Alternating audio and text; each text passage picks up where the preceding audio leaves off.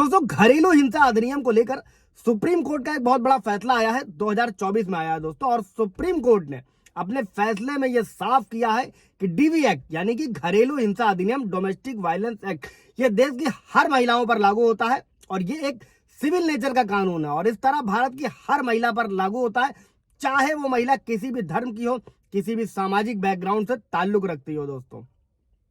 इसी के साथ दोस्तों महिलाओं को भारतीय संविधान में भी जो अधिकार मिले हैं उन्हीं अधिकारों को प्रोटेक्ट करने के लिए ये कानून है और ये सब पर समान रूप से लागू होता है दोस्तों। जय हिंद, नमस्कार, मैं एडवोकेट आशीष मिश्रा। लाइक कर दीजिएगा, शेयर कर दीजिएगा, सब्सक्राइब कर दीजिएगा ताकि सुप्रीम कोर्ट का ये जजमेंट है और लोगों को मिल सके और लोगों को इन्फॉर्मेशन मिल सके दोस्तों चूंकि केस क्या था, महिला ने पति पर घरेलू हिंसा अधिनियम यानी कि गुजारा भत्ता मेंटेनेंस जो आप लोग जानते हो उसके लिए मुकदमा दायर किया हुआ था दोस्तों।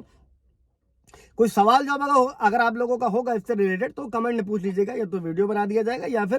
क्लियर कर दिया जाएगा दोस्तों। अभी हम लोग बढ़ते हैं जजमेंट की तरफ दोस्तों कर्नाटक हाईकोर्ट का एक आदेश था, उसको महिला ने चुनौती दी थी सुप्रीम कोर्ट में। दरअसल हुआ क्या था कि फरवरी 2015 में गुजारा भत्ता का यानी कि मेंटेनेंस के लिए डीवी एक्ट घरेलू हिंसा अधिनियम के तहत मजिस्ट्रेट कोर्ट में महिला ने अर्जी दाखिल करी थी और मजिस्ट्रेट कोर्ट ने अर्जी को स्वीकार कर लिया और मंथली 12,000 रुपए का गुजारा भत्ता जो कि पति को पत्नी को देना था, साथ में ही 1 लाख रुपए मुआवजा का भुगतान किए जाने का आदेश दिया दोस्तों। और इसके अगेंस्ट महिला के पति ने क्या किया, इसी फैसले को चुनौती दी दोस्तों और अपीलीय कोर्ट जो था उसने देरी के आधार पर पति की अर्जी को खारिज कर दिया। इसके बाद पति ने क्या किया, पति ने दोबारा अर्जी दाखिल करी दोस्तों। तब पति की अर्जी जो थी अपीलीय कोर्ट ने स्वीकार कर ली दोस्तों, हाईकोर्ट ने स्वीकार कर ली दोस्तों। इसके बाद दोस्तों हाई कोर्ट ने यह मामला वापस फैमिली कोर्ट के पास वापस भेजा और फिर से आवेदन पर विचार करने को कहा दोस्तों जब भी आप लोगों का फैमिली कोर्ट में मैटर चल रहा है, अगर झूठी एफआईआर है, झूठे मुकदमे, तो जल्द से जल्द उनको भारतीय नागरिक सुरक्षा संहिता की धारा 582 हाई कोर्ट जाए 528 के तहत, इस धारा के तहत आप झूठी एफआईआर को रद्द करा सकते हैं और आगे बढ़े और अपने मामले को जल्दी से जल्दी फाइट करके जीते हैं। यानी नहीं कि फैमिली कोर्ट में ही घूम रहा, सालों साल मुकदमा चल रहा है। अभी जजमेंट की तरफ बढ़ते हैं दोस्तों कि इस फैसले को महिला ने हाई कोर्ट में चुनौती दी थी और हाई कोर्ट ने खारिज कर दी और साथ में ही हाई कोर्ट ने मजिस्ट्रेट कोर्ट को यह आदेश दिया कि वो महिला के पति द्वारा डीवी एक्ट की धारा 25 का सबसेक्शन 2 होता है दोस्तों, उसको भी इस वीडियो में भी ब्रीफ करते हैं, तहत याचिका पर दोबारा से विचार करें। और इसी फैसले को लेकर, इसी मुद्दे को लेकर दोस्तों डीवी एक्ट घरेलू हिंसा अधिनियम को लेकर सुप्रीम कोर्ट का यह बड़ा जजमेंट आया दोस्तों, जिसमें सुप्रीम कोर्ट ने कहा है डीवी एक्ट की धारा 25 के तहत अर्जी दाखिल की जा सकती है, लेकिन यह अर्जी तब दाखिल की जा सकती है दोस्तों जब परिस्थितियों में बदलाव हुआ हो दोस्तों। घरेलू हिंसा से महिलाओं का संरक्षण अधिनियम जो 2005 है दोस्तों, इसकी धारा